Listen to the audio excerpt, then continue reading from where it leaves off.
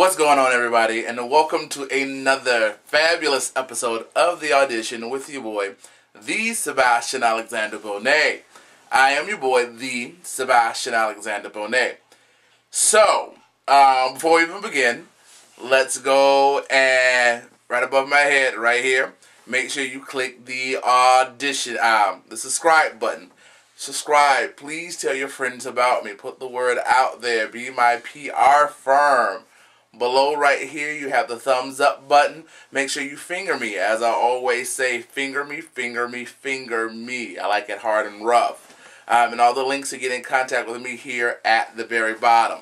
So, as you can see, I am being very, very, very, very lazy today. I am in my boudoir. I am in my bed. I am tired. I'm rested now. I came home from work for my second job and took a long nap. It is about, what time is it? 1:43 in the morning, Saturday, September 8th. And I am up now, but I have to be back to work at 8, so I'm about to lay down again, try to get me some more rest. But I have had people hitting me up. Let me kind of zoom in if I can. I want to reposition this camera. Yes. Okay. Okay.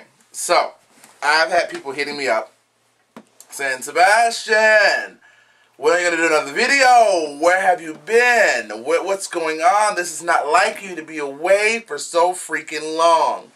So, let me get you caught up, because I think the last videos I did was about a month ago.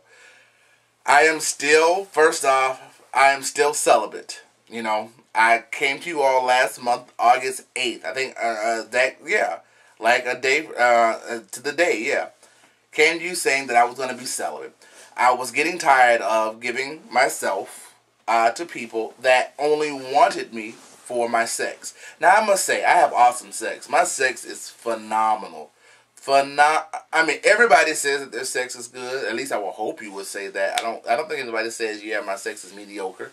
My sex is awesome. I mean, from my tongue to my mouth action to down below, back, behind, everything. My sex is, I mean, it is rivaled. I don't know who to compare it to.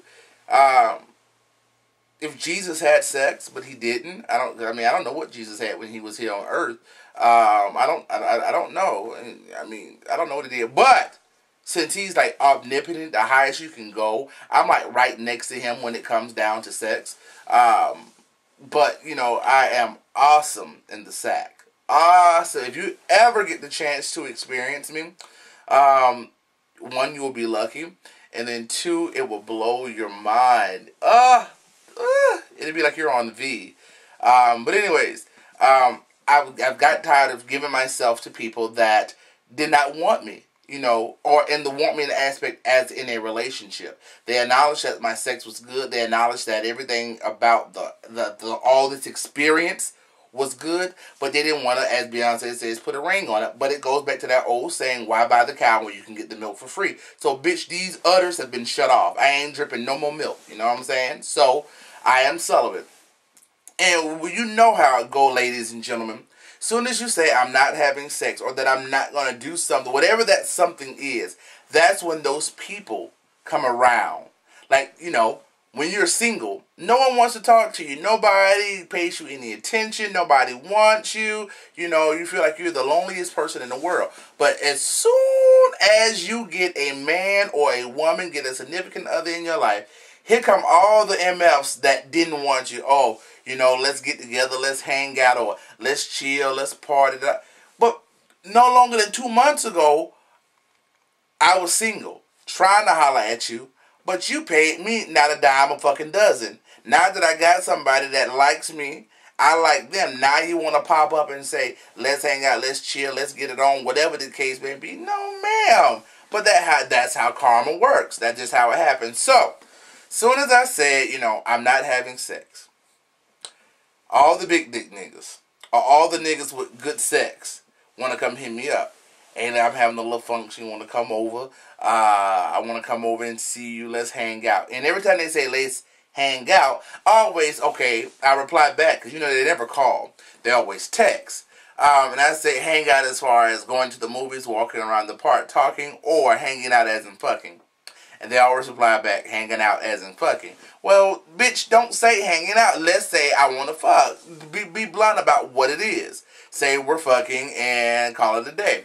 So, I have been very good. I've almost given in. Like the song Kurt Koss say, honey.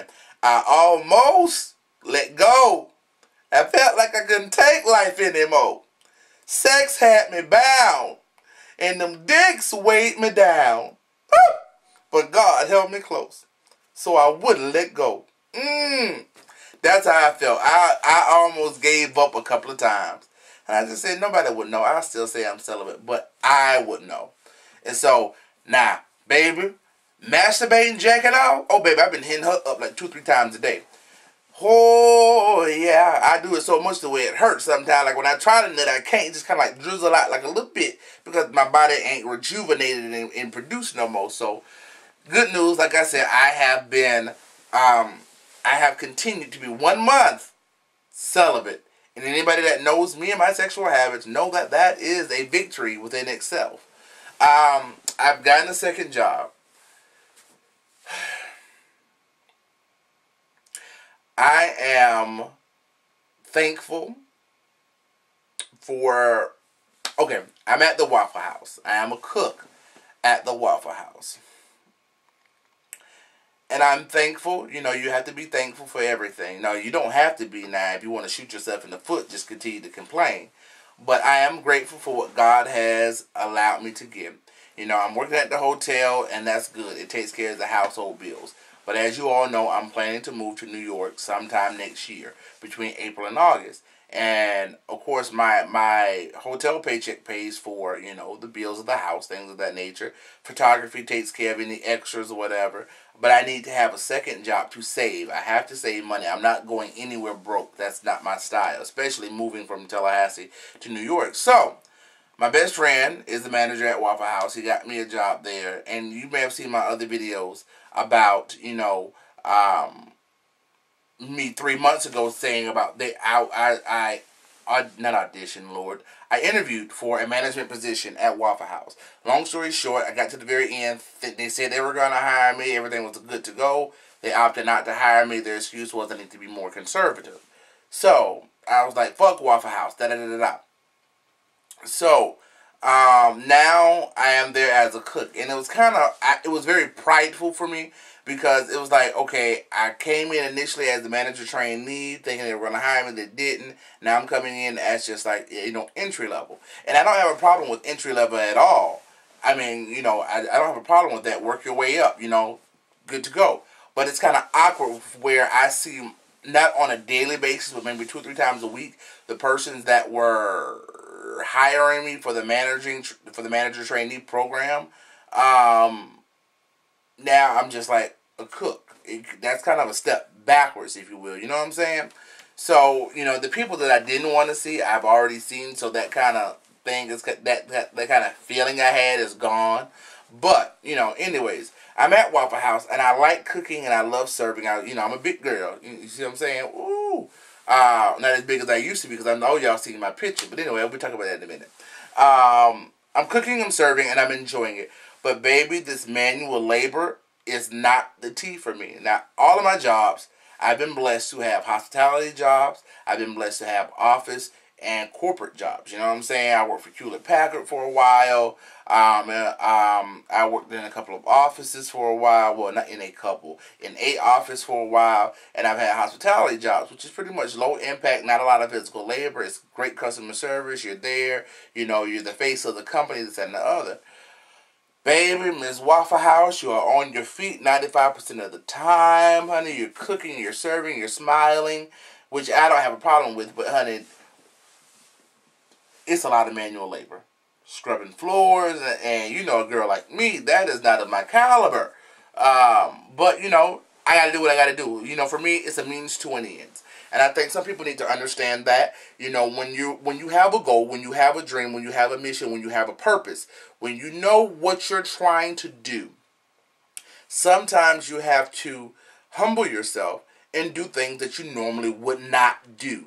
And baby, Waffle House is something that I normally would not do. I am finding enjoyment. Like I said, I like to see people eat my food, eat my creations, knowing that, you know, I am providing a nourishment, sometimes depending on what they get, to their body. And so, that's a good aspect of it, you know. But it is physically demanding on me, you know, especially on my leg. You know, I have a leg. I almost have a leg problem. I had 3 leg surgery, so at times it flares up, it bothers me, this, that, and the other. So, you know, I'm grateful. You know, first and foremost, I'm grateful, because if I want God to elevate me in anything else, I have to show that I'm grateful in the position that I'm in now. If I can show that I'm grateful in the position that I'm in now, He can open other doors for me later on down the line. You know what I'm saying? Right now, this is my hallway experience.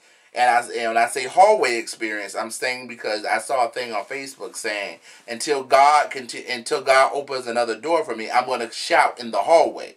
What do you have in the doors? Well, those are normally hallways where the doors are. You know what I'm saying? So I have not gotten my door open yet, the door that I want. But until He opens that door, this is my hallway experience, and I'm going to shout in this hallway. So to show that I'm grateful for the Waffle House, to show that I'm grateful for this second job, you know, that He provided me. Because the thing about it is, I told the Lord that I wanted a second job. I said, God, I need the second job to be able to, you know, save money, to make sure I can have what I need to get to New York. Now, He did what I asked. I didn't say I want a hospitality job. I didn't say I wanted an office job. I didn't say I wanted a dental job. I said, God, I need a second job. You have not because you asked not, right? So I asked. He gave me a second job. Now, I'm feeling like Savannah from off of Way to Exhale. I need to get a little bit more specific with my prayers. You know what I'm saying? So, now my prayers is, well, God, I first off, I thank You for this job that You have given me. You know, is providing. I'm going to let my nipple show. I'm just covering up my nipple like I'm a child. Bam, there it is. What was I saying? God, you know, I'm thankful for what You provided for me, because I asked for it and You delivered it.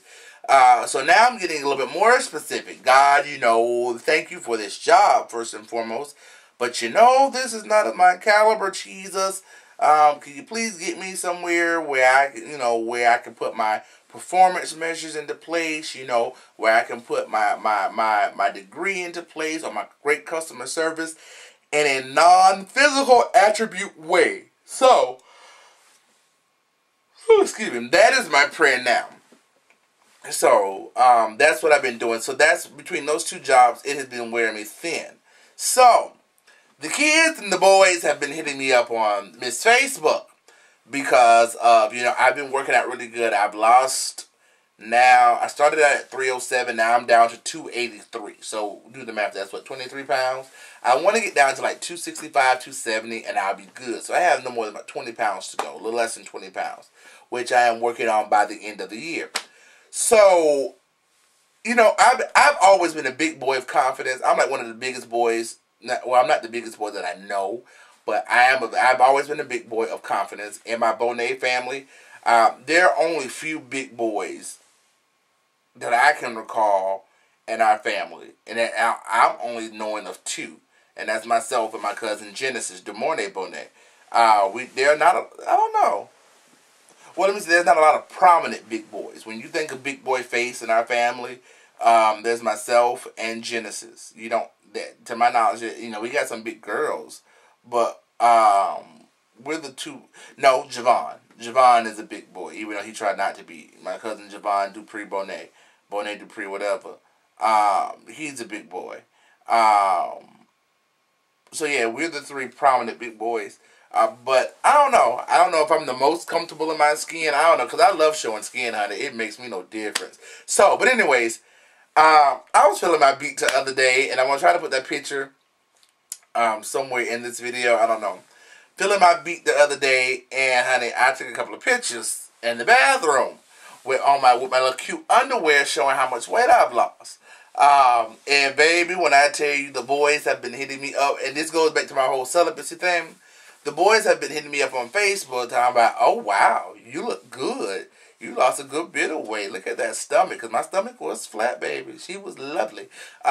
So, I'm feeling my beat. I'm loving the working out. I'm loving the aspect of getting this body toned and taut. She's going to be sickening for Miss MBU. Y'all get into this outfit that I'm having prepared for Miss MBU. She is going to be stupid. Yes, I'm loving it. That's I don't know. I guess that's all I have to say. Right now, really, I don't have too much. I have been watching the DNC, Democratic National Convention, and I have a couple of things I want to talk to you about, but I'm going to just do a whole recap because I have not been able to watch it when it actually aired because I was asleep when it happened. So I've been catching up on YouTube and downloading the clips of the full speeches or whatever, and I have not seen President Obama's yet. I've seen Michelle's, I've seen Bill's. I need to see a couple of other ones on there. And that's really about it. But I do need to shout out. I'm going to shout out this one and shout out Dan.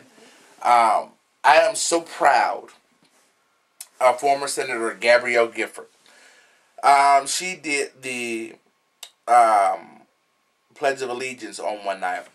And for a person that was shot in the head, no fault to her own, doing her job, and you have these radicals that want to come in and hurt other people because of their particular beliefs or whatever, came in, shot her in the head, made a complete recovery, lived, decided that she was not going to give in to defeat, said that she had much more work to do with her job, with her family, with her friends, and was determined to live. To see her come up there and do the Pledge of Allegiance, I mean, I couldn't help but cry. And people in the audience were crying because it's like this woman that had a full life, productive life, successful life, got shot in the head, had to go through physical therapy. Now she has her life, but it's a new form of life. What I saw is that I think she's paralyzed from this side because she had to bring her hand to her heart, as we were supposed to do when you say the Pledge of Allegiance. She had to bring it and hold it. And then she was able to walk, but I don't think she has all of her motor skills. It took her a minute to get to the place where she had to go. And her speech is, I wouldn't say it wasn't slurred. It was, once again, I guess it goes back to her motor skills. She was shot in the head. But at any rate, whatever the issue is, she still got up there and did what she was supposed to do, and it was beautiful. It was beautiful. It was tear-jerking, and that's just a true testimony. When you have that vision, the plan, the purpose, and God behind you, or whomever you serve. I'm an equal opportunist when it comes. I believe in Jesus Christ. Whomever your belief system is, when you have that faith that I can't give up. I have children to live for. And this is the thing, not just her, but anybody that says, I just can't give up because I have children that I have to provide for. I have a husband that I have to provide for. I have mothers and fathers that I have to provide for. I have siblings that I have to be there for. When you just say it's more than just about me. It's more than me. This world that we are in is more than just us. We can't walk around and always say, it's about me, it's about me, it's about me. You have to care about other people. You have to care about siblings. You have to care about parents. You have to care about children. You have to care about significant others. You have to care about perfect strangers. And I'm not claiming to be a Bible scholar, but do unto those that are the less of me. Are you taking care of the homeless, of the sick? Are you worrying about other people that are below you, or that have not below you, but that have less than you? Those are the things that, especially in Christianity, that we should be worrying about: feeding the homeless, taking care of the sick and the shut-in, things of that nature. And when you think outside the box, think outside of just you, and put your thought process on other people. you know, the good that you're doing for other people, the benefits that you're providing in their lives, it makes the world a better place. And so, you know, for Gabrielle Gifford, former Senator Gabrielle Gifford, to say, I have more to concentrate on than just me. Yes, I have to get me well because I have a husband to take care of. I have children to be there for. I have siblings, nephews, and nieces that I want to see grow up. You know, all these things. When you start putting other people, you know, in your path, in your plan to help benefit, then you're like, I mean, it's wonderful, you know. And so I'll talk about that later, but that's all I really have to say now. I think I was going to jack off, but I don't think I am because I just did like 15 minutes ago. I think I'm about to go to sleep. So I will holler at you later. This has just been an update with me. I have a lot of things that I have to get caught up on because I have been out of the loop for a minute. I've just been busy. And so all my actors and my actresses, excuse me, because it is 2:03. All my actors and my actresses know that I love you, that I care for you, that you are forever, forever, forever, forever. Ooh, I'm getting close. Yes, ma'am. Okay, that you are forever, forever, forever in my life. And you know, y'all have, I don't know. You all have a great day, I guess. I have some new things that I want to bring to the table that I think I am going to bring to the table within the next, I will probably say the 1st of October. I've been thinking about some stuff that I did back in the day that I found very successful and that I love doing. Interviewing and talking to people, and I think I'm going to go back to my Blog Talk. Blog Talk Radio, where you can have your radio shows. I had a very successful show called The Urban Socialite. It was a lot of indie, neo-soul music, indie music that you have not heard before. Very laid back, very mellow, very discussional, and of the train. And I think I'm going to bring that back. I'm still in the midst of branding myself and creating this complete entity for me or whatever. So I'm thinking I'm going to bring that back within the next month. I think the Urban Socialite is going to be, it can only be a 2-hour show. That's the max that I can do a 2-hour show. But I think I'm going to do that maybe on Tuesdays and Thursdays. I don't know. Maybe from like 11:30 to 1:30 at night Eastern Standard Time. So while you're laying in bed or up and about, you know, you can definitely be chilling and vibing in this, that, and the other. So I'm thinking that's what I'm going to do. I'm excited. And then we're going to bring back What's the Tea Wednesdays,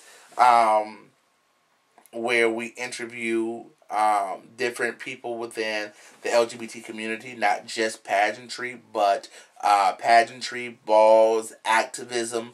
I have a couple of people that I have already commissioned to interview, and I am so excited to talk to them. I think it's going to be good. I really think it's going to be good. So, you know, I love interacting with people. But anyways, I'll tell you about that later. I will holla at you really soon, and I'll talk to you later. Peace and much love. Make sure you subscribe. Make sure you tell folks about me. And I will, where's my remote, honey? Oh, yeah. And I will see you soon. Thank you, everybody, once again, for tuning in to another